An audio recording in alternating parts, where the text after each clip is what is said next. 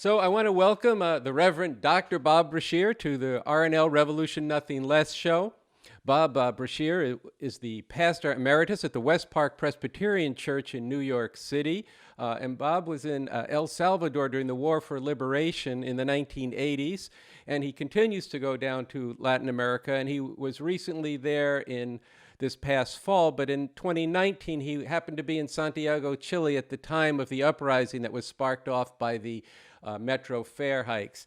And Bob also works with the International Sanctuary Working Group that's doing work on both the U.S. border, but also on the borders of Southern Europe, where there's a very similar border crisis with the massive refugees coming from the Middle East and Northern and Eastern Africa. So, Bob, welcome to the Revolution Nothing Less show. It's good to be here, Andy. Okay. So we've had a whole show on this new statement from Bob Avakian on the crisis that's occasioned by the consolidation of fascism in the context of the upcoming elections. But I wanted to ask you, what resonated for you in this statement? Okay, I would say there were two or three things that resonated with me, one of which was a very strong sense of clarity as to what the moment calls for. I meet every Wednesday with a group of, I'll say, progressive clergy and other theologically educated people who are committed. And quite frequently we're asking ourselves the question, what is our job? What is it that we're supposed to do?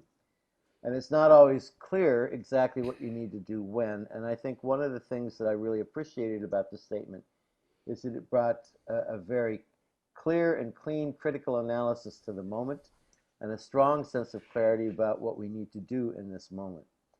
I think what also resonated with me is that I've understood for a very long time the concept that because the entire system is one which is really broken, and not only broken but is needs to be destroyed. I've always understood the idea that anything related to reform, anything less than revolution, is really essentially a waste of time. And what this statement does is say, okay, there's some very particular things we have to do at this moment. That the threat that is posed to humanity at this point is so great that we need to remove this impediment before a real revolution can take place. And I appreciate it as well that coming from Bob Avakian's perspective, that he's doing this out of a real sense of, it's very much in line with other aspects of the Constitution and other writings, where the means does not justify, or the end does not justify the means. And that I've often heard people make the argument of making things better by making things worse. But when you do that, the suffering you impose on innocent people is so great is that it takes away any benefit from it. So to be very clear about the fact that at this moment in time, the threat that is posed to humanity by the current leadership in this country is so great that it must be removed. And one way to do that is by participating in the election and even voting for Joe Biden. And so to be able to see that as a clear and necessary step towards what can come later is I think, really, really helpful for me and for others. Well, there's a lot I really appreciate in that, in what you just said. I want to just, for our audience, the Constitution you're referring to is the Constitution for a new socialist republic in North America. That would be the future society of this country after a revolution, that was authored by Bob Avakian. And yes, it's very much the case that how he approaches the question of the elections and the potential for the consolidation of fascism is one of proceeding from the interests of all of humanity and consistent with what's a hallmark of what his work, which is that the means must be consistent with the ends. I want to come back to the relationship between fighting for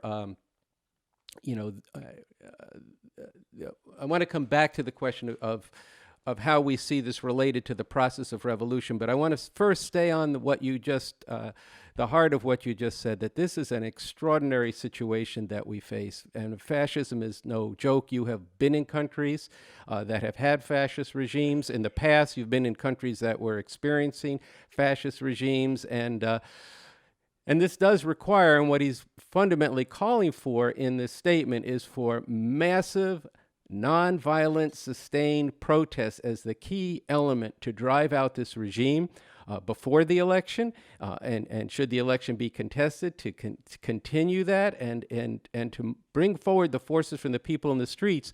But we have to employ every nonviolent means of struggle to remove this regime, which would include, and in this case needs to include, voting should there actually be an election on November 3rd. So I'd like to kind of go a bit more into this question of the acute danger we face right now and how you see that. I think the danger is visible in what we see and what is present in the news in terms of anyone who is thinking has to look at a situation in Portland where you've got military forces that are totally under control only of the president, with officers who are and people who got no identification, going around in unmarked vans, taking people off the streets. You have to look at that and realize it for what it is. It took me back to a time a couple years ago when I woke up one morning and said to myself, I live in a country that puts children into cages. I have to accept that I live in a country that puts children into cages. And not too long after that, I was with a friend who was a journalist, and there were pipe bombs in the boxes of so many people around the country. And she said, you have no idea what it's like to work as a journalist when the president of your country declares you to be an enemy of the people. So you have this atmosphere that's been created. Then there's things that we don't even see. Like a week ago, my border friends operate a humanitarian medical facility right inside the U.S.-Mexico border in Arizona, and it's basically staffed by pacifist doctors and other medical professionals. And up until a year or so ago, they'd had a pretty decent working relationship with the Border Patrol where nobody would be bothered as long as they were in the medical facility. Well, last week we had a situation where there were approximately 30 people who had wandered through the most deadly part of the desert, and they were literally attacked by armored personnel carriers and 2 Black Hawk helicopters attacking this medical facility as if it were the Taliban or something. And they wound up immediately deporting people, many of whom had every right to declare asylum, and putting these medical volunteers behind bars. This kind of thing doesn't even make our newspapers, and it's going on a daily basis. And we have to be able to see it for what it is. As I was saying with a friend of mine the other day, obviously, and we know that there are stages and phases of these things, but it really helps me to understand. I mean, we always say, well, how could people live in late Weimar Germany and not realize what was going on? I feel a great sense of affinity for those people because we see these things going on every day in the world around us. Well, I think that's first off, it's unfortunately it's not shocking, but it is shocking what you just explained that it happened on the border just last week. And you're right, it's not in the news media. But I just want to take a second to return to something that you were pointing to in the beginning of our conversation. In a very real sense, that it's not so much that it's not at all that we're suspending revolutionary activity for this period, but living communism, and especially the new communism, is one where you're always analyzing the actual conditions that present to you at any given time. And at this point, a part of, not a diversion from, but a part of fighting for an actual revolutionary movement that could actually lead a revolution that has deep roots among the people, that requires a flexibility in tactics, and it requires that this regime be driven from power. Just like every movement for social justice, environmental justice, requires that fascism not be consolidated. I know you can testify to the fact that when it is consolidated, then we wouldn't be having this conversation over Zoom. It would be, we would be in a very different situation. Right. Now, what you say is important to me too. As I talk with my youngest son. My youngest son has been very active in the activities surrounding Black Lives Matter and has been involved in creating a lot of conversations within his family about institutional racism, etc. But the other night, I overheard him talking with a friend of his, and they were both sort of saying, "Well, Biden, Trump, what's really the difference? It's just like, you know, one's just slightly different than the other." And I think Bob Avakian's analysis here is a good talking point for me to talk to my son about. No, it actually does make a difference. This particular historical moment is an extremely critical moment, and what we do right now has real significance for real people. So yes, of course, you know, getting Biden elected is simply a measure to put something in place so that we can then move forward with what really needs to happen. But you cannot ignore what is happening right now, and the one way to stop that strategically is by participating in this election, fully aware that it's simply, you know, a step towards another place, but in this moment, something that needs to be done. Right, if it's not accompanied actually by massive protest, it won't actually do that much good because there's even the possibility, and if not even the likelihood, that Trump may lose by a small margin or whatever margin, and he's going to declare it was a fake, it was a fraud.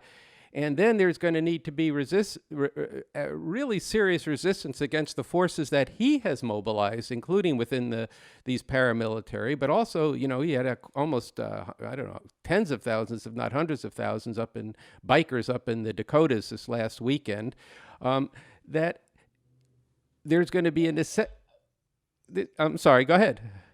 Now, my friends in Arizona say that one of the biggest complicating problems the last couple of years have been the thousands of people in camouflage with automatic weapons who've come down to voluntarily help patrol the border. I mean, these kind of forces are out there and they're around.